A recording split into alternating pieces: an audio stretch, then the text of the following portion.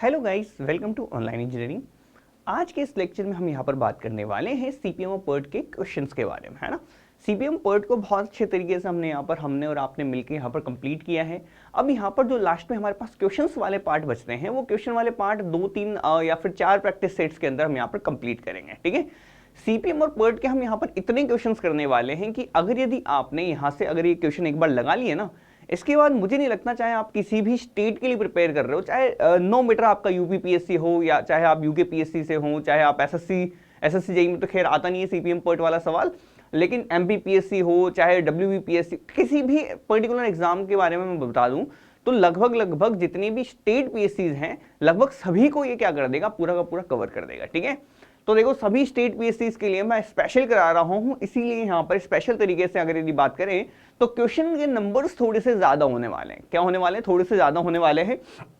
Concept थोड़ा अच्छा होने वाला है कि भाई जितने क्वेश्चंस यहाँ पर मिल पा रहे हैं ना, उतने सारे क्वेश्चंस मैं यहाँ पर लेके आ रहा हूँ। इनको लगाने के बाद आप चाहे तो किसी भी स्टेट पीएससी का सवाल एक बार उठा के देख लेना, आप लोगों को खुद को पता चल जाएगा कि कितने डेप्थ में आपको यहाँ पर सीपीएम पर्ट पढ़ाया है, ठीक है। अब यहाँ पर देखें सर, बढ़ते हैं। अब देखो क्वेश्चन कराने का तरीका कुछ इस तरह से रहने वाला है अभी इस सीपीएम पर्ट के लिए कि पहले मैं एक क्वेश्चन आपको दिखाऊंगा, उसके बाद मैं यहाँ पर आपके सामने 5 सेकंड्स अगर वेट करूंगा, अगर वो थ्योरेटिकल क्वेश्चन है तो उसके बाद मैं यहाँ पर आंसर टिक करूंगा। तो आपको क्या करना है, पेन और पेपर लेके आपको साथ के साथ बैठना है। आपको पहले यहाँ पर आंसर लगा के पेन पेपर पे लिख देना है, ठीक है, कि भाई आपकी तरफ से आंसर ये था। उसके बाद में विदिन 5 सेकंड्स या फिर आफ्टर 5 सेकंड्स में यहाँ पर आपको टिक कर दूंगा क्वेश्चन का आंसर। उस आंसर से क्या होगा कि आप साथ के साथ ही पूरे अच्छे तरीके से वेल मैनेज तरीके से आप खुद की प्रैक्टिस भी देख पाएंगे, और इस तरह से ये हो गया कि आप कोई बुक सोल्व कर रहे हैं, है ना। तो इस तरह का पैटर्न हम यहाँ पर लेके चलने वाले हैं, ठीक है। तो गाइज रेडी, ठीक है। पहला क्वेश्चन हमने यहाँ पर दिखा दिया है। आई होप आप लोगों ने पेन पेपर लेके आके लिख भी लिया होगा, है ना। तो अगर नहीं लेके आए हो तो अभी पॉज कर दो, पहले पेन पेपर लेके बैठो, उसके बाद यहाँ पर करना, ठीक है। अब चलो देखते हैं आगे, ठीक है। पहला question, the difference between total float and the free float is. अब देखो यहां पर कह रहा है कि sir difference between total float और फ्री फ्लोट के बीच का डिफरेंस पूछ रहा है। देखो तो सर टोटल फ्लोट और फ्री फ्लोट, देखो टोटल फ्लोट को यहां पर मैंने क्या बताया था आप लोगों को, अगर शायद आप लोगों में से किसी को याद रहा है तो बहुत अच्छी बात है, याद नहीं रहा है तो बुरी बात है, आपको याद रखना चाहिए ना। तो देखो टोटल फ्लोट को मैं कैसे डिफाइन करता था, ऐसे। देखो हमने यहाँ पर सिर्फ पूरा का पूरा मामला किस पे चला है, पूरा का पूरा मामला किस पे चला है, इसी पे चला है क्या, बिल्कुल सर। और मैं फ्री फ्लोट को यहां पर डिफाइन करता था कैसे, ऐसे, ठीक है। तो सर ये कह रहा है कि सर अगर मैं टोटल फ्लोट में से फ्री फ्लोट को घटा दूं तो सर मेरे पास क्या आने वाला है, क्या बचेगा भैया, ये बच गया। देखो इसमें से ये वाला पार्ट गया तो क्या बचा, सिर्फ ये वाला पार्ट बचा, बिल्कुल। इसको बोलता हूं मैं कौन सा फ्लोट, इंटरफेरिंग फ्लोट, क्या यही बोलता हूं, क्या यही बोलता हूं। इसका आंसर क्या होगा बताओ, इंटरफेरिंग फ्लोट। कितने लोगों का आंसर आ गया, चलो ठीक, ये आपका हो गया फ्लोट, ठीक है। अब सर ये लगाते किसमें है, तो देखो यहां पर है ना, हम यहां पर टेल इवेंट्स लिखते थे, हेड इवेंट और टेल इवेंट दोनों लिखते थे, है ना। एक टेल इवेंट लिखते थे, एक हेड इवेंट लिखते थे, ठीक है। यहां पे हम इसका टीई निकालते थे, टीई इसका भी, टीएल इसका निकालते थे, टीई इसका निकालते थे, टीएल इसका निकालते थे, ठीक है। इसी टीई टीएल के ऊपर या इन्हीं इवेंट टाइम के ऊपर हम यहाँ पर इनको क्या करते थे, अप्लाई करते थे और यहाँ पर ये निकाल लेते थे, ठीक है। आई होप कॉन्सेप्ट अगर यदि आपको बहुत अच्छे से क्लियर है तो ये वाला क्वेश्चन आपको करने में बहुत ज्यादा बिल्कुल दिक्कत नहीं आई होगी, है ना। तो ये देखो, ये जो मैंने तरीके बताए थे ना आप लोगों को, ये बहुत ही ज्यादा अच्छे तरीके हैं, ये इससे बेटर तरीका कुछ नहीं हो सकता आपका, है ना। इसी में सब कुछ इसी में बसा हुआ है, मान के चल लो आप, ठीक है। बढ़े आगे, बढ़ जाओ, चलो। अब इस क्वेश्चन को देखते हैं। The important event located on the activities in a bar chart are known as. मैं आपको टाइम दे रहा हूँ 5 सेकंड का, ठीक है। 5 सेकंड में जरा मेरे को बताएं कि सर इसका आंसर क्या होने वाला है, ठीक है। तो 5 सेकंड का मैं टाइम दे रहा हूँ, है ना। तो अभी जल्दी से देखें जैसे क्या पूछ के आ रहा है। देखो मैं बता देता हूँ आप लोगों को कि सर बार चार्ट के ऊपर जो इंपॉर्टेंट इवेंट्स आपके यहाँ पर लोकेटेड रहते हैं उनको आप यहाँ पर क्या बोलते हैं, ठीक है। सबसे पहली चीज सर बार चार्ट आपका क्या होता है ना। बार चार्ट आपका क्या होता है, आंसर लगाएं आप, ठीक है। कि सर बार चार्ट जो आपका होता है वो होता है एक्टिविटी वर्सेस टाइम का ग्राफ। जहां पर सर यहां तो लिखता था मैं क्या, एक्टिविटी, यहां लिखता था मैं क्या, टाइम, ठीक है सर, ओके। अब देखो आपने मान लो सर कोई एक एक्टिविटी परफॉर्म कर रही है, मान लो सर सोम आपने यहाँ पर परफॉर्म करनी है, या फिर आपने कह दिया सर एफएम परफॉर्म करनी है, या फिर आपने कह दिया कि सर एस्टिमेशन कोस्टिंग आपको यहाँ पर पढ़नी है, या सीपीएम पर आपको जो भी पढ़ना है ना, इस तरह से। तो इस तरह से आप यहाँ पर क्या करते थे, पर्टिकुलर आप यहाँ पर इवेंट्स को आप यहाँ पर रख देते हैं। अब ये कह रहा है कि सर यहाँ पर जो एक्टिविटीज है ना, सब पर्टिकुलर रूप से आप यहाँ पर एक्टिविटीज को इस तरह से रिप्रेजेंट कर देते थे, ठीक है। अब ये पूछ रहा है कि सर यहाँ पर the important events located on the activities in a bar chart are known as, आपके क्या कहलाएंगे बताओ जरा।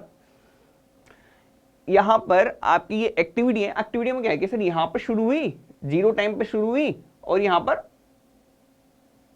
मान लो 3 दिन में आपने सोम पढ़ के खत्म कर दी, 0 पे स्टार्ट हुई 3 पे खत्म हुई, है ना। तो इनको क्या बोलेंगे, तो इनको बोलते थे हम यहाँ पर, हमने क्या बोला सर, माइलस्टोन बोलते हैं इनको। क्या बोलते हैं सर, माइलस्टोन बोलते हैं। देखो कहीं भी आपने की स्टोन का नाम सुना, की पॉइंट का नाम सुना है, मेरे मुंह से कहीं की इवेंट का नाम निकला नहीं निकला, सिर्फ किसका नाम आया था मेरे दिमाग में, माइलस्टोन्स का। तो these are the milestone events, these are the milestone events, ठीक है। अब इस माइलस्टोन इवेंट्स के बीच में अगर मैं रिलेशनशिप दिखा दूं, जैसे मान लो कि सर सोम पढ़ने के बाद मैं यहाँ पर स्ट्रक्चर एनालिसिस पढ़ूंगा, ठीक है, तो इन दोनों के बीच में रिलेशनशिप दिखा दिया कि सर ठीक है सोम के बाद आपका स्ट्रक्चर चलेगा। तो इस तरह के चार्ट को हम क्या बोल देते थे, लिंक्ड बार चार्ट बोलते थे। क्या बोलते थे, लिंक्ड बार चार्ट बोलते थे, ठीक है। हालांकि लिंक्ड बार चार्ट में यहाँ पर ये जो इस तरह से हम यहाँ पर दिखाते थे ना, सब एक्टिविटीज, एक्टिविटीज की भी सब एक्टिविटीज, तो इनको हम यहाँ पर क्या बोल रहे थे, इनको हम बोल देते थे माइलस्टोन चार्ट। क्या बोलते थे, माइलस्टोन चार्ट। तो माइलस्टोन चार्ट, तो सर माइलस्टोन इवेंट को दिखाने वाला आपको क्या दिखाएगा, माइलस्टोन। आपके पास यहाँ पर कह दूं कि सर एक्टिविटीज के जो यहाँ पर आपको इवेंट्स दिखाने वाला है ना, इंपॉर्टेंट इवेंट्स को, इनको हम यहाँ पर क्या बोलते हैं, माइलस्टोन्स बोलते हैं, ठीक है, ठीक है। बार चार्ट का दूसरा नाम भी है आपका, है ना, कभी बार चार्ट नहीं देते हुए अगर आपसे गैंट चार्ट लिख दे तब भी आपको यहाँ पर याद रखना है ना, गैंट चार्ट। हेनरी गैंट ने दिया था इसलिए इसका नाम गैंट चार्ट पड़ गया आपका, ठीक है। Okay, third question, third number question, Here the difference between the latest allowable time and the earliest expected time of an event is known as। अब देखो क्या कह रहा है ये कह रहा है सर latest allowable time और earliest expected time, ठीक है सर। अच्छा सर एक बात बताओ जरा जल्दी से मेरे को, कि मैंने दो चीजें देखे थे, दो चीजें देखी है बिल्कुल सर, कि सर देखो ये पूछ क्या रहा है कि sir latest allowable time TL और TE, ये पूछा है सर TL माइनस TE आपके पास क्या होने वाला है। ये आपका लेटेस्ट अलाउेबल टाइम है और ये आपका पास अर्लीस्ट एक्सपेक्टेड टाइम है, ठीक है। यही होता है साहब, बिल्कुल सर यही होता है, ठीक है। तो सर इसी को हम यहाँ पर बोलते हैं, सर देखो लेट से लेट किसी इवेंट को कब अकर किया जा सकता है, जल्दी से जल्दी किसी इवेंट को कब अकर किया जा सकता है, लेट से लेट, जल्दी से जल्दी। क्या बोलते हैं इसको, difference between the latest allowable time और अर्लीस्ट एक्सपेक्टेड टाइम। आपको क्या बोल देंगे यहाँ पर, इसको बोल देते हैं हम यहाँ पर स्लैक। क्या बोलते हैं सर, स्लैक बोलते हैं, ठीक है। आई बात समझ में अच्छे से, बिल्कुल ठीक है। स्लेक क्या होता है सर, कुल मिला के स्लेक आपको यहां पर बताता है कि सर आपके पास कितनी मौज मस्ती का टाइम, मौज मस्ती का टाइम कौन बताता है आपको, स्लेक बताता है। हालांकि फ्री फ्लोट भी आपको यही बताता है, मौज मस्ती का जो टाइम होता है, स्पेयर टाइम जो होता है वो फ्री फ्लोट भी दिखाता है और आपके पास मौज मस्ती का टाइम आपको स्लेक भी दिखाता है, ठीक है। तो दोनों आपके मौज मस्ती का टाइम आप यहाँ पर दिखा देते हैं, ठीक है, किसी भी जगह पे कितना आपका मौज मस्ती का टाइम बाकी है। नेक्स्ट देखेंगे, देखो नेक्स्ट है आपके पास earliest finish of an activity is always, earliest finish of an activity, ये कहना है जल्दी जल्दी आपकी कोई एक्टिविटी खत्म कब होगी, हमेशा कब होगी, less than equal to, less than earliest event of the following node, greater than earliest event of the following node, less than और equal to the earliest event of the following node, greater than और equal to the earliest event of the following node. जल्दी से देखो इसको, question को अच्छे से समझना है ना, क्वेश्चन को अच्छे से समझ लिया आपने, अब इसका आंसर लगाने की कोशिश करो, पेन पेपर पे लिखो आप आंसर, आपको क्या समझ में आ रहा है, कितना समझ में आ रहा है। अच्छा कह रहे हैं कि सर किसी भी एक्टिविटी को जल्दी से जल्दी अगर हम फिनिश करें तो कब खत्म होगी, कब खत्म होगी। देखो समझता, दो एक्टिविटी है, एक है एक्टिविटी ए,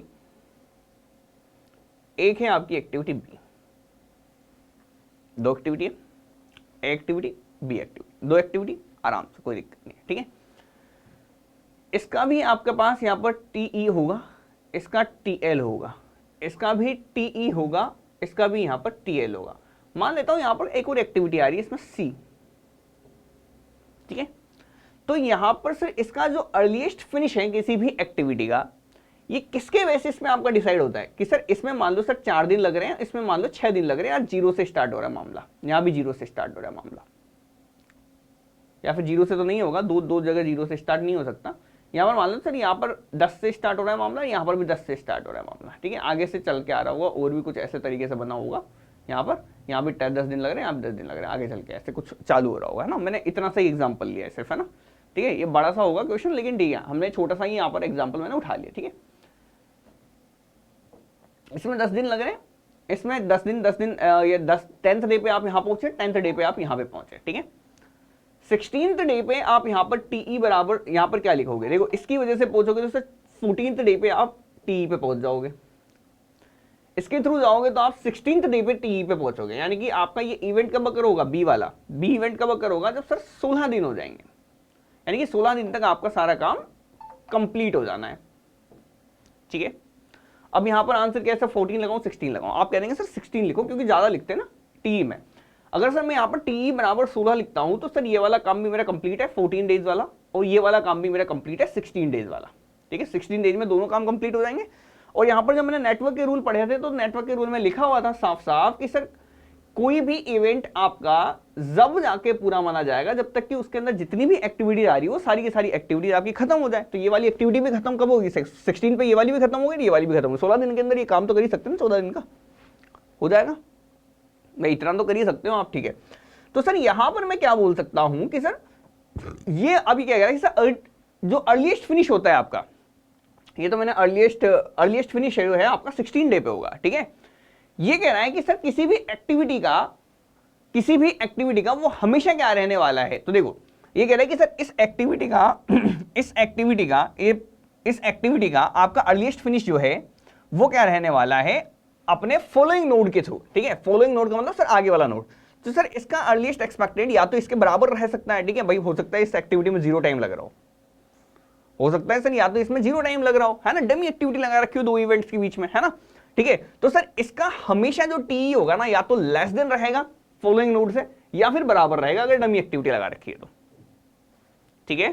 तो सर लेस देन और इक्वल टू द ये, क्योंकि डमी भी हम यहाँ पर डमी भी कभी कभी यूज कर लेते हैं, ठीक है। तो इस तरह से समझो। या फिर देखो सर ये एक्टिविटी आपकी 14 दिन में खत्म हो जाएगी, ठीक है। ये एक्टिविटी कितने दिन में खत्म हो जाएगी, 14 दिन में। लेकिन सर यहाँ पर मेरे पास दिन कितने बच गए, फिर भी कम बच गए, 16, ठीक है।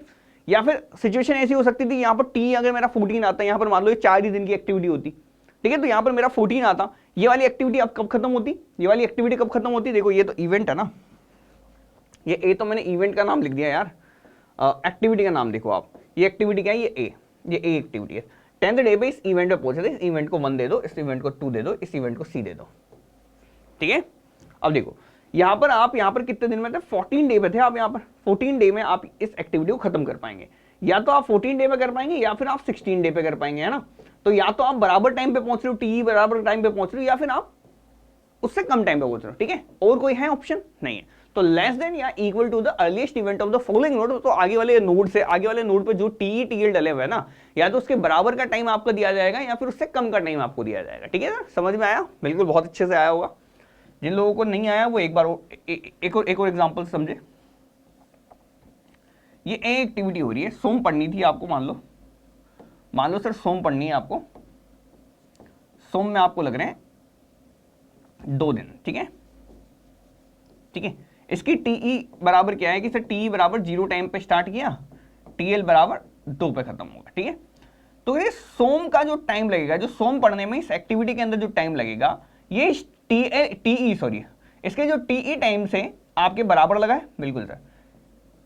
क्या ये टीई मैं तब इससे पहले अगर करा सकता हूं, नहीं सर 2 दिन से पहले तो मेरी सोम ही खत्म नहीं होगी, सोम खत्म नहीं होगी, तो इसको खत्म कैसे करा सकता हूं। देखो इवेंट आपको क्या बताना है, किसी भी एक्टिविटी की शुरुआत और किसी भी एक्टिविटी का एंड, शुरुआत अंत। सर 2 दिन अगर आपको सोम पढ़ने में लगेंगे तो यहां पर टी की वैल्यू कम से कम 2 रहने वाली है, कम से कम कितनी रहने वाली है, 2 रहने वाली है, तो बराबर हो गया मामला, ठीक है।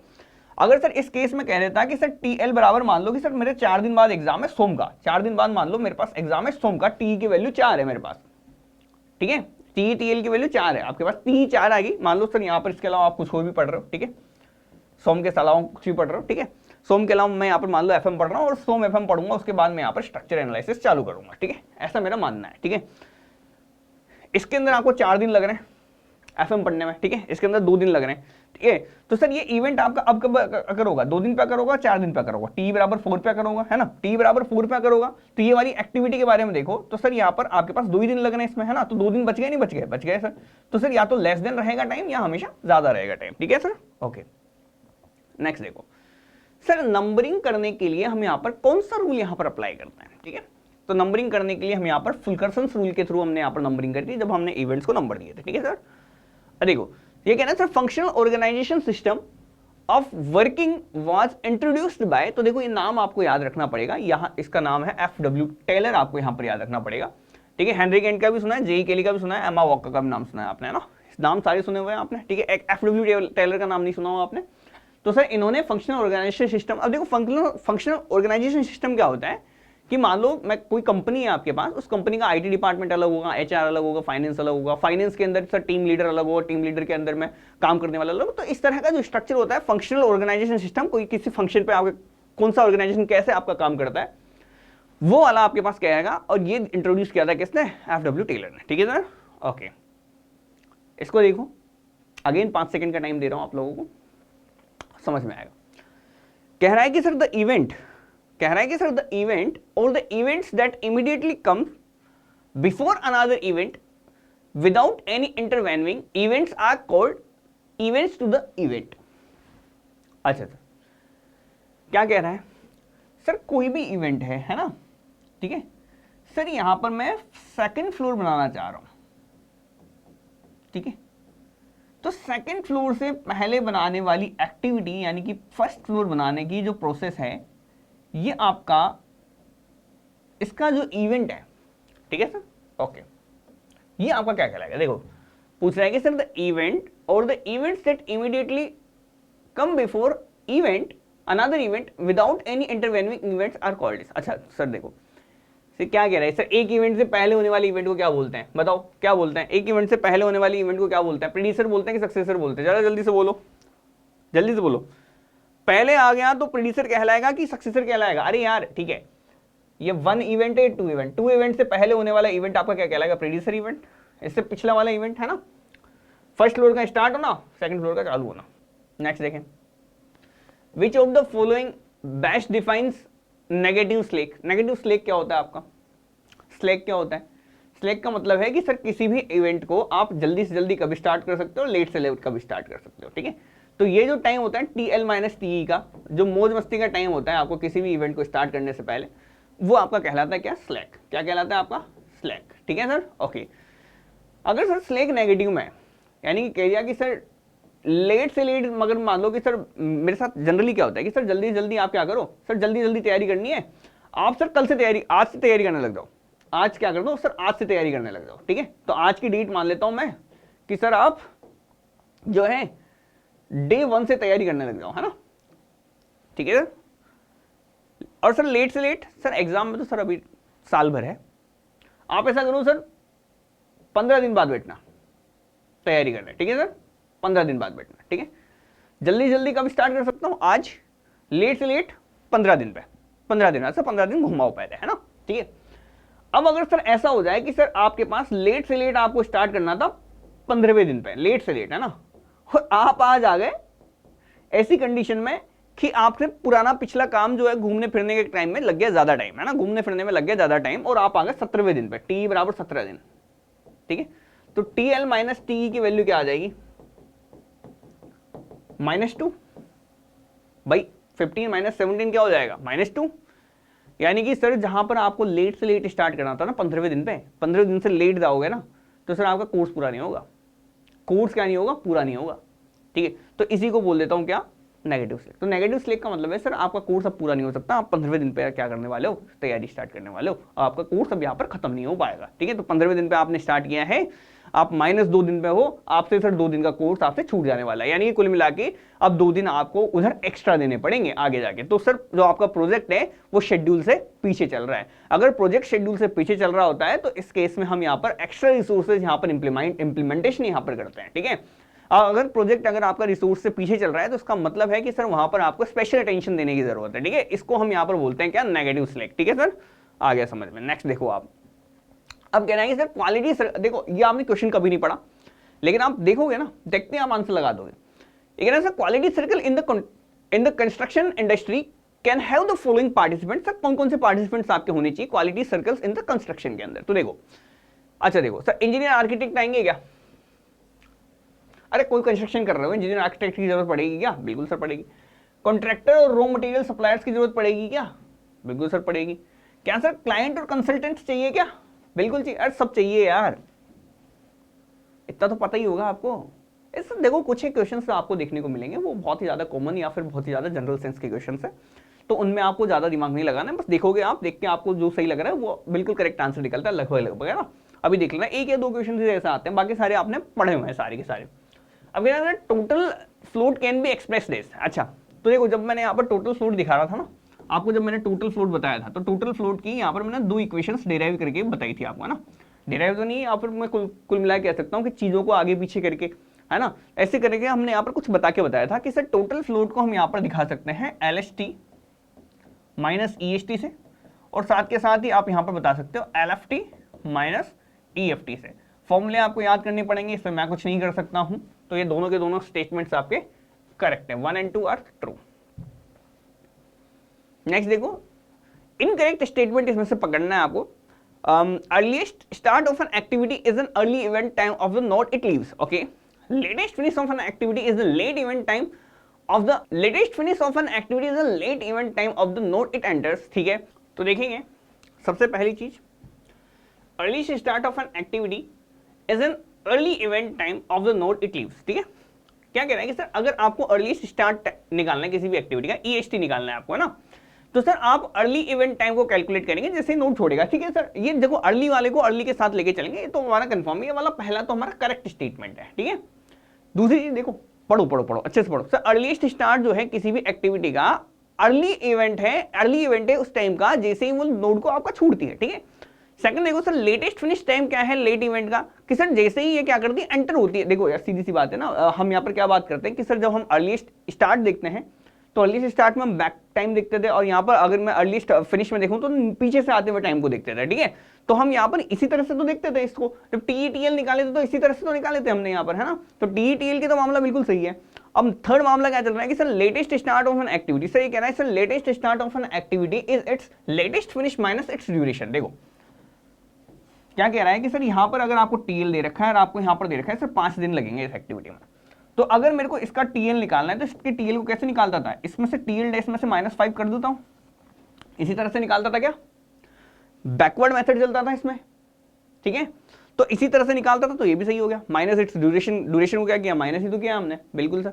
ये कह रहा है sir EFT of an activity is the late event. देखो कभी भी हम यहाँ पर इसको, हम यहाँ पर EFT को हम यहाँ पर लेट इवेंट से ही निकालते, है ना। हम इसको पीछे थोड़ी लगाते हैं, बैकवर्ड पास मेथड थोड़ी लगाते हैं, फॉरवर्ड पास मेथड रहता है। EFT निकालते हुए टाइम क्या करते थे हम यहाँ पर, EFT कैसे निकालते थे कि सर यहाँ पर इसका जल्दी जल्दी कभी स्टार्ट हो सकता है, यानी कि EST हम यहाँ पर निकालते थे और उसमें हम यहाँ पर टाइम जोड़ देते थे, ठीक है, और आपका EFT निकल के आ जाता था। कि भाई मान लो कि सर जल्दी से जल्दी मैं यहाँ पर इस काम को 10वें दिन पे स्टार्ट कर सकता हूँ, इस एक्टिविटी में 2 दिन लगते हैं, तो मैं 12 दिन पे करके बता देता था कि सर जल्दी जल्दी ये काम आपका 12वें दिन पे खत्म हो जाएगा। इस तरह से निकाल देते हैं हम फॉरवर्ड पास मेथड से। तो ये वाला तो आपका गलत हो गया, ये वाला आपका सही है, ये वाला सही है, सही है, ठीक है, ओके। बड़े आगे गेंट चार्ट आपका क्या इंडिकेट करता है, देखो क्या सर गैंट चार्ट के अंदर, गैंट चार्ट या बार चार्ट, तो मैंने बताया था आप लोगों को कि बार चार्ट जो है आपका, वो बार चार्ट के ऊपर हम यहाँ पर इस तरह से रख के हम यहाँ पर कंपैरिजन कर सकते हैं एक्चुअल प्रोग्रेस का शेड्यूल प्रोग्रेस के साथ, ठीक है। तो आपका आंसर हो जाएगा ए, कंपैरिजन हो सकता है सर, बिल्कुल इस तरह से हमने यहाँ पर कंपैरिजन करके देख लिया था, है ना। मॉडिफिकेशन जब किया गया तो उसके अंदर दे दिया गया था, ठीक है। कह रहा है कि sir a serious limitation of interdependency, interdependency आपकी कुछ नहीं है, इंटरडिपेंडेंसी का सीधा सीधा मतलब यहाँ पर इंटर रिलेशनशिप से है। क्या है, इंटर रिलेशनशिप से। इंटर रिलेशनशिप का मतलब सर आपको किसके अंदर आपको कौन से टाइप के चार्ट में आपको पता नहीं चलता कि सर आपको सोम के बाद स्ट्रक्चर पढ़नी पड़ेगी। सोम पढ़ने के लिए, स्ट्रक्चर पढ़ने के लिए सोम पढ़ना जरूरी है, ठीक है। स्टील पढ़ने के लिए भी आपका यहां पर कुछ हद तक सोम पढ़ना जरूरी है ना। किसके थ्रू आपको पता चलता है, ऐसा कौन सी चीज है जिसके थ्रू आपको पता चलेगा? तो देखो आपको हमेशा जब ये पता चलेगा तो पता चलेगा आपको किसके मदद से? बार चार्ट की मदद। देखो बार चार्ट की मदद से कभी पता नहीं चलेगा आपको कि सर सोम के बाद स्ट्रक्चर पढ़नी नहीं पढ़नी, इसमें तो बस लिखा हुआ है सर, ठीक है, यहाँ पर सर सोम लिखा हुआ है ना, यहाँ पर आपका स्ट्रक्चर लिखा हुआ है, ठीक है। अब आपको ये थोड़ी पता है कि सर सोम के बाद स्ट्रक्चर पढ़नी है, सोम के साथ स्ट्रक्चर पढ़नी है, सोम के अलावा स्ट्रक्चर पढ़नी है, कैसे पढ़नी है आपको नहीं पता है, ठीक है। साथ साथ पढ़नी है, सोम पढ़ लेना जरूरी है, किस तरह से जमा हुआ है, बस नाम लिखे हुए इसके अंदर, सोम स्ट्रक्चर, इस तरह से बस सिर्फ नाम लिखे हुए है ना। तो इसमें आपको पता नहीं चल पाता है कि सर एक दूसरे के साथ क्या क्या आपकी इंटरडिपेंडेंसी किसके अंदर? बार चार्ट के अंदर, ठीक है। ओके देखो, अब देखो ये क्वेश्चन कह रहा है कि सर एक्टिविटी दे रखी है a, proceeds b but succeed c, then network is. अब नेटवर्क के बारे में बताना है आपको, जल्दी से बनाए इस डायग्राम को, बहुत छोटा सा डायग्राम है, बहुत ही बेकार सा डायग्राम है, अगर भी आप इसको देखेंगे तो आपको पता चल जाएगा जिससे आप पता लगाने लगेंगे, ठीक है, ठीक है। देखो क्या कह रहा है, आपसे कह रहा है कि सर जो ए है आपकी एक्टिविटी, ए की प्रीसीडिंग एक्टिविटी आपकी बी है, और ए की जो सक्सीडिंग एक्टिविटी है, ये ए की सक्सीडिंग एक्टिविटी आपको सी दे रखी है, ये आपको दे रखा है, आपको बोला हुआ है, ये आपको बनाने में मेरे ख्याल से ज्यादा दिक्कत नहीं है ना। कह रहा है sir activity a proceeds b but succeed c, ठीक है। तो ए की जो प्रीसीडिंग एक्टिविटी है वो बी है, और ए की जो सक्सीडिंग एक्टिविटी है वो सी है, ठीक है। तो ये हमने यहां पर देख लिया, बढ़ते हैं आगे की तरफ। अब कह रहे हैं sir expected project duration generally follows, दो चीजें बताई थी मैंने यहां पर आपको, है ना। एक तो बताया था पहली चीज एक्टिविटी ड्यूरेशन, दूसरा बोला था आपको प्रोजेक्ट ड्यूरेशन। अगर सर पूरे प्रोजेक्ट की ड्यूरेशन की बात है तो सर पूरा प्रोजेक्ट की ड्यूरेशन आपकी यहां पर किस तरह के कर्व को फॉलो करती है? तो पूरी प्रोजेक्ट आपको फॉलो करेगी नॉर्मल डिस्ट्रीब्यूशन कर्व।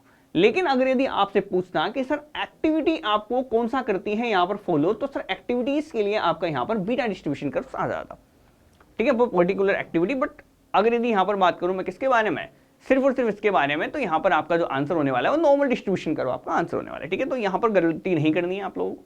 नेक्स्ट देखो, ये कहना है कि सर बार चार्ट को, सर ठीक है, हम फिर बार चार्ट को यूज क्यों कर रहे हैं? अगर से बार चार्ट बेकार, तो बार चार्ट को हम यहाँ पर जो ट्रेडिशनल मेथड्स होते हैं ना, हमारे जो ओल्ड मेथड्स होते हैं, जो छोटे मोटे काम होते हैं, उन काम के लिए आपके पास बार चार्ट को यूज किया जा सकता है। बड़े काम के अंदर बार चार्ट को यूज करोगे तो आपको ये नहीं पता है फर्स्ट फ्लोर के बाद सेकंड फ्लोर बनाना है, हालांकि आपको अंदाजा है जनरली, लेकिन आपको प्रोजेक्ट के अंदर ये कहीं नहीं दिखेगा कि फर्स्ट फ्लोर के बाद सेकंड करना है, सेकंड के बाद थर्ड करना है, थर्ड के बाद फोर्थ करना है, ठीक है। मटेरियल है, कभी क्या पता कभी लेबर से क्या कर रहे हो, कभी स्लेब बना रहे हो, कभी डोर बना रहे हो, पता नहीं क्या कर रहे हो आप, आपको नहीं पता है, ठीक है।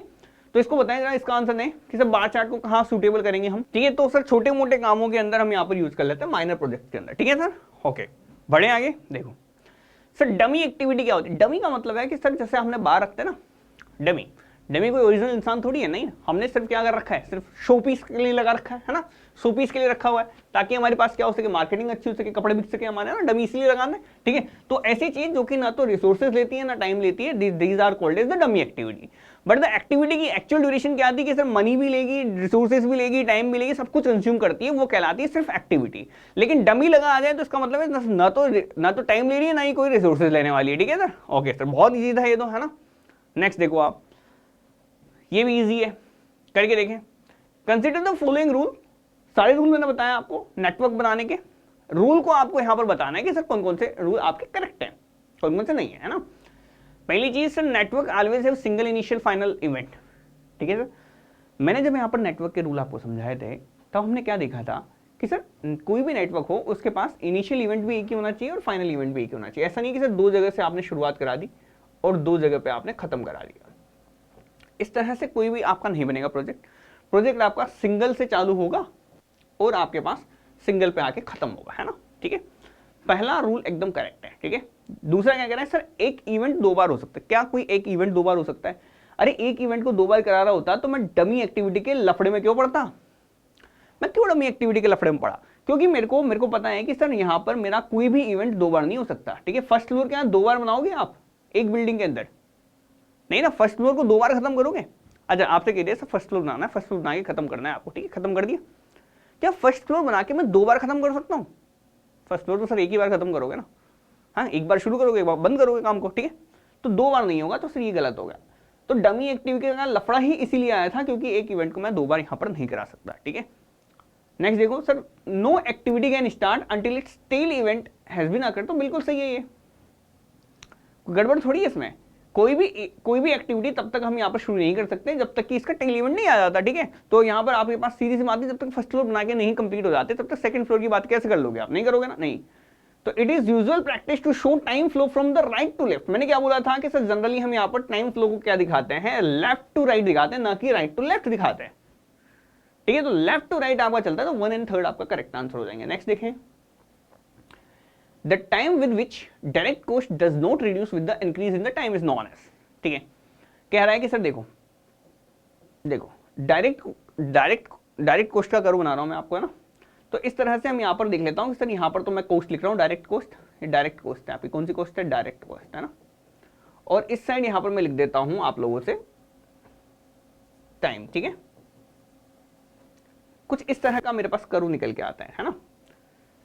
यहाँ पर मैंने नॉर्मल टाइम लिखा था आपसे। नॉर्मल टाइम का मतलब क्या होता है, नॉर्मल टाइम का मतलब होता है कि सर वो टाइम जिसके बाद आप टाइम को कितना भी घटा लो, कितना भी बढ़ा लो, सॉरी, है ना, वो टाइम जिसके बाद आप टाइम को कितना भी बढ़ा लो आपके पास पैसा तो उतना ही लगने वाला है।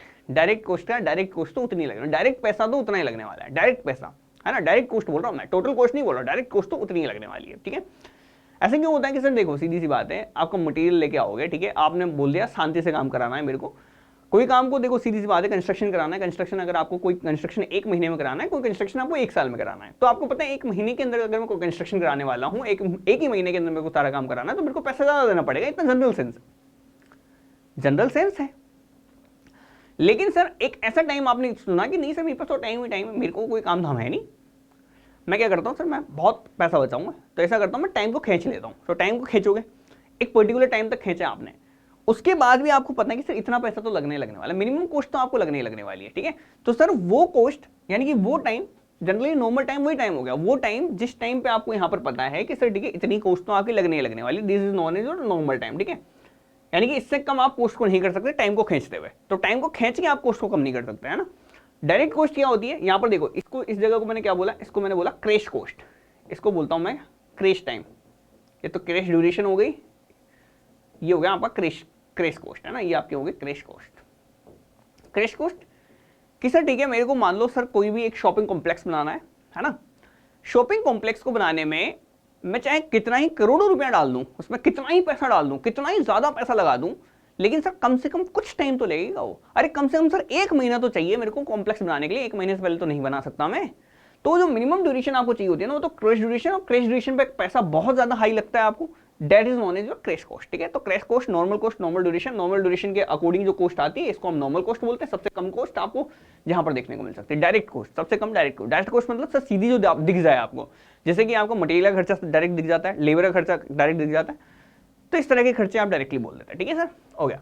तो क्या कहना है sir, the time with which direct cost does not reduce with the increase in the time. तो आप यहाँ पर इसका आंसर दें जल्दी से। अब तो देखो पूरी थ्योरेटिकली बता दिया, अब तो बचा क्या है, ठीक है, हो गया नॉर्मल टाइम, बढ़े आगे। Next, dummy activity of A project network does not consume, क्या नहीं कंज्यूम करती, ना तो टाइम कंज्यूम करती, ना मटेरियल, कुछ भी कंज्यूम नहीं करती, all of the above answer हो गया, ठीक है। नेक्स्ट देखो, क्रिटिकल पाथ इज ऑलवेज, देखो इसका आंसर देने के लिए मैं रुक रहा हूँ आप लोगों को, 5 सेकंड वेट कर रहा हूँ, क्या आप लोग इसका आंसर दे पाते हैं। तो क्रिटिकल पाथ जो है आपका हमेशा क्या रहता है आपका, है ना। तो देखो किसी भी प्रोजेक्ट को कंप्लीट करने के लिए जो मिनिमम टाइम लगता है, वो मिनिमम टाइम आपका क्रिटिकल पाथ आपका कहलाता है। मिनिमम टाइम को बोला, मान लो कि सर ठीक है इस तरह से कोई इवेंट्स चल रहे हैं आपके ना, ठीक है, यहां पर मान लो 4 दिन लग रहे हैं, यहां पर 2 दिन लग रहे हैं, यहां पर 5 दिन लग रहे हैं, ठीक है। तो ये प्रोजेक्ट आपका कितने दिनों में खत्म होगा, अगर मैं आपसे पूछूं तो ये प्रोजेक्ट आपका खत्म होगा 6 दिनों में, ठीक है। 6 दिनों से पहले का प्रोजेक्ट खत्म हो सकता नहीं। प्रोजेक्ट को खत्म कब मानेंगे, फर्स्ट फ्लोर को बनना खत्म कब मानेंगे, जब फर्स्ट फ्लोर बन के पूरा कंप्लीट हो जाएगा, ठीक है। मान लो सर यहाँ पर आपका एक काम कंप्लीट हो गया फर्स्ट फ्लोर का, है ना, लेकिन सर बाकी के दोनों काम भी कंप्लीट हो जाएंगे, तभी तो जाके मैं मानूंगा पूरा का पूरा प्रोजेक्ट कंप्लीटेड है। ये भी कंप्लीट होना चाहिए, ये भी कंप्लीट होना चाहिए, ये भी कंप्लीट होना चाहिए। तो सर मिनिमम जो ड्यूरेशन होती है मेरी वो कहलाती है, सर यहाँ पे तो सबसे ज्यादा टाइम गिन लो आप, है ना, सबसे मैक्सिमम टाइम किस पाथ के थ्रू लग रहा है आपको, है ना, वो मैक्सिमम टाइम आप यहाँ पर गिन लो, मैक्सिमम आप यहाँ पर मैक्सिमम, या फिर मैं कह दूं सर आप सबसे लॉन्गेस्ट पाथ यहाँ पर चुन लो, लॉन्गेस्ट पाथ, और साथ के साथ ही मिनिमम टाइम, ये सब मिनिमम टाइम ऑफ प्रोजेक्ट आपका कहलाता है लॉन्गेस्ट पाथ, ठीक है। तो कम से कम इतना, देखो ये 2 चीजें याद रखनी, क्रिटिकल पाथ आ जाए तो लॉन्गेस्ट पाथ है, दूसरी बात मिनिमम टाइम है किसी भी ड्यूरेशन की, ठीक है। मिनिमम टाइम मतलब सर प्रोजेक्ट आपका तभी कंप्लीट माना जाएगा जब 6 दिन हो जाएंगे, ठीक है। 6 दिन से पहले आप कंप्लीट नहीं कर सकते, ठीक है। ओके, तो यहाँ पर आपके पास क्या पूछ रहा है, तो सर द लॉन्गेस्ट पाथ, ठीक है। The area under beta distribution curve is divided into 2 equal part. 2 equal part का मतलब क्या होता है, देखो बीटा डिस्ट्रीब्यूशन कर्व है, कोई दिक्कत नहीं है, कैसा भी कर्व ले लो आप, है ना। यहाँ पर मैंने यहाँ पर आपको एक चीज बोली थी, बहुत इंपॉर्टेंट चीज थी वो, है ना। क्या थी कि सर जब यहाँ पर मैं बोल देता हूँ कि सर मेरे पास 50% की प्रोबेबिलिटी हो जाती है किसी भी काम को करने की, 50% तक चांसेस आपको लगते हैं, 50% चांसेस है कि सर ये काम मेरा कंप्लीट हो जाएगा। इस जगह पे जो टाइम होता है आपका, सॉरी इस टाइम पे जो आपका कॉस्ट होता है, सॉरी इस टाइम पे जो आपका टाइम होता है, इस टाइम को हम यहाँ पर बोलते थे क्या, एक्सपेक्टेड टाइम। एक्सपेक्टेड टाइम की कैलकुलेशन क्यों की थी, इसी बेसिस पे की थी कि इस पे जो प्रोबेबिलिटी निकल के आती है 50% 50 करते हैं, ऐसे 50% चांसेस है कि टाइम आपका इस टाइम पे आपका पूरा प्रोजेक्ट क्या हो जाएगा, कंप्लीट हो जाएगा, ठीक है। 50% चांसेस हैं कि सर इस जगह पे यहाँ पर आपका 10 दिन, अगर यदि आपका एक्सपेक्टेड टाइम 10 दिन निकल के आया ना, तो आपका प्रोजेक्ट 10 दिन में कंप्लीट हो जाएगा। इसके 50% चांसेस है, आधी चांसेस है, बिल्कुल 50-50 चांसेस है आपके कि सर 10 दिन में आप काम को कंप्लीट कर सकते हो, ठीक है। ओके, तो these are known as expected time. Next क्या है, in the critical path of construction planning free float can be, ठीक है। फ्री फ्लोट, और यहां पर आपको चर्चा करनी है टोटल फ्लोट से। तो देखो आपको इतना किसी को कुछ मालूम है या नहीं मालूम है, ये इतनी चीजें तो मालूम होगी ना सर। टोटल फ्लोट होता है ये, फ्री फ्लोट होता है ये, तो सर ये हमेशा ज्यादा रहने वाला है इससे, तो दिख भी रहा होगा आपको, है ना, ये ज्यादा दिख रहा है, नहीं दिख रहा, बिल्कुल सर, ठीक है। और सर अगर यदि मैं यहाँ पर टोटल फ्लोट में से अगर यदि यहाँ पर मैं बात करूं और साथ के साथ ही तीसरा इंडिपेंडेंट पूछा हुआ है क्या सर, इंडिपेंडेंट फ्लोट के बारे में बात करूं तो सर इंडिपेंडेंट फ्लोट होता है ये, ठीक है। अब देखो एक बात बताओ मेरे को जरा, ठीक है, बढ़िया सा, ठीक है सर। अगर सर मैं इसमें से इसको भी घटा दूं ना, ठीक है, इसमें से अगर मैं इसको भी घटा दूं ना, इसमें से इसको, ठीक है, तो उसके बाद भी आपका क्या बच जाएगा, ये, इसके बाद भी आपका ये बच जाएगा, ठीक है। और इसको मैं बोलता हूं क्या, इंडिपेंडेंट फ्लोट, इंडिपेंडेंट फ्लोट, ठीक है। तो कुल मिला के मैं कह सकता हूं फ्री फ्लोट बराबर independent float plus tail slack. अच्छा, अब यहां से मेरे को आंसर दो कि सर फ्री फ्लोट जो है इंडिपेंडेंट से कम रहेगा कि ज्यादा रहेगा, दे दो कम रहेगा या बराबर रहेगा, है ना। तो या तो कम रहेगा बराबर रहेगा, तो कम वाले चांसेस आपको बराबर का दे नहीं रखा है, ज्यादा हो नहीं सकता आपसे, क्यों, क्योंकि देख के पता चल रहा है इक्वेशन से, ठीक है। देखो अब next, the term referring to the shortest possible time for which an activity can be schedule. बताएं जरा इसको क्या बोलते हैं सर, कम से कम टाइम लगे किसी भी एक्टिविटी के अंदर, कम से कम टाइम फर्स्ट फ्लोर आने के लिए, कम से कम टाइम। तो सर टाइम भी, तो टाइम अगर कम से कम ले रहे हो तो कॉस्ट क्या देनी पड़ेगी आपको, ज्यादा से ज्यादा देनी पड़ेगी। मैं तो फर्स्ट फ्लोर को एक ही दिन में कंप्लीट, मैं तो फर्स्ट फ्लोर को एक ही महीने में कंप्लीट कर दूंगा, लेकिन सर उसके लिए कॉस्ट क्या देनी पड़ेगी, ज्यादा देनी पड़ेगी। और सर कम से कम टाइम में अगर यदि किसी भी प्रोजेक्ट को अगर यदि आपको झोंकना हो तो इसको क्या बोलते हो आप, क्या बोलते हो इसको, इसको हम बोलते हैं क्रैश ड्यूरेशन। अभी थोड़ी देर पहले देखा ना फर्स्ट फ्लोर के अंदर, ये हो गया हैंगल का सा। चलो नेक्स्ट देखेंगे सर, टोटल फ्लोट दे रखा है is a amount of time that a task in a project network can be delayed without causing a delay to the, अच्छा सर, तो यहाँ पर आपका फ्लोट क्या होता है, फ्लोट क्या होता है कि सर आपके पास वो बचा हुआ सारा मौज मस्ती का टाइम, वो मौज मस्ती का सारा टाइम जो कि आप प्रोजेक्ट के साथ साथ, प्रोजेक्ट के कंप्लीशन के साथ साथ आप कर सकते हैं, यानी कि प्रोजेक्ट को आपका डिले नहीं होना चाहिए। प्रोजेक्ट के अंदर देरी किए बगैर अगर यदि आप जितनी मौज मस्ती कर सकते हो ना, मान लो कि सर ठीक है सैटरडे संडे है, मैं मान लो सर कॉलेज जा रहा हूँ, कॉलेज मेरे को जाना है 2 महीने मेरे को कहाँ जाना है, कॉलेज जाना है, तो 2 महीने कॉलेज के हो गए, तो प्रोजेक्ट की ड्यूरेशन आपकी कितनी हो गई, 2 महीने हो गई, 2 महीने आपको कॉलेज जाना है, ठीक है। लेकिन सैटरडे संडे जो मौज मस्ती का टाइम है, वो मौज मस्ती का टाइम आपका किसका कहलाएगा, फ्लॉट का कहलाएगा। उस दिन तो कॉलेज नहीं जा रहे आप, ठीक है, लेकिन फिर भी आपको 2 ही महीने लगना है, ठीक है, कॉलेज के अंदर, तो फिर भी आपको रहना है कितने दिन है, 2 महीने ही रहना है क्या, बिल्कुल सर 2 महीने ही रहना है। तो सर हम क्या कह देंगे कुल मिला के सर, ठीक है, कि सर प्रोजेक्ट की कंप्लीशन डेट को अफेक्ट किए बगैर आप जितना भी मौज मस्ती का टाइम लेते हो, सारा का सारा क्या कहलाता है, फ्लॉट कहलाता है। क्या कहलाता है, फ्लॉट कहलाता है। ये हमने स्टार्टिंग में देख लिया है, हमने ऑलरेडी पढ़ चुके हैं इसके बारे में, कोई बहुत ज्यादा टफ क्वेश्चंस नहीं पूछ रहा हूं आपसे, देखो। और ये क्वेश्चन पूछे जाते हैं आपसे, वहां पे भी ऐसे क्वेश्चन आएंगे, ऐसे फर्जी से क्वेश्चन आएंगे ना। For completion of a project the critical path of a network, मैंने क्या बोला था सर, सबसे मैक्सिमम तो टाइम लेगा, सॉरी सबसे मैक्सिमम तो